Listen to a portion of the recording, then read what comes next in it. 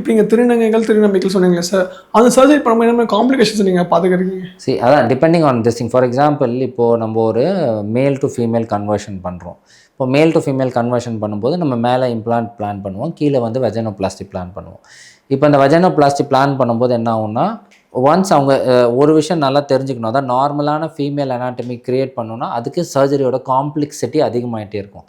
என்னதான் நம்ம வந்து எவ்வளோ நேச்சுரலான அப்பியரன்ஸ் கொடுத்தாலும், நேச்சுரலான அந்த செக்ஷுவல் இன்டர்கோர்ஸ் பண்ண முடியும், அதுவும் பண்ணுறதுக்கு நம்ம இது வழிவகுத்தாலும் அவங்களுக்கு குழந்தை பிறக்க முடியாது. அது ஒரு கண்டிப்பாக அது ஒரு குறையாக தான் இன்னும் பார்த்துட்ருக்கு. ஸோ அதுக்கு இன்னும் வந்து எந்த வழியும் இன்னும் பிறக்கல. யுட்ரைன் டிரான்ஸ்பிளான்ட்ன்றது இன்னும் ரிசர்ச் ஃபேஸ்லேயே தான் போயிட்டுருக்கு இப்போது.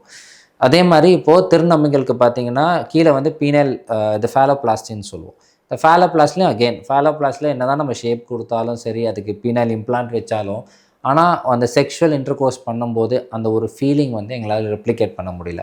அதுவும் இப்போ ஒரு குறையாக தான் பார்த்துட்ருக்கோம் பேசிக்காக. மற்றபடி டாப் சர்ஜரியாக இருக்கட்டும், இம்ப்ளான்ஸாக இருக்கட்டும், இல்லை வெஜைனோபிளாஸ்டியாக இருக்கும், ஆஸ் நியர் டு நார்மல் வரைக்கும் நம்ம வந்து அட்வான்ஸ்மெண்ட்ஸ் வந்துகிட்டே தான் இருக்குது இப்போது.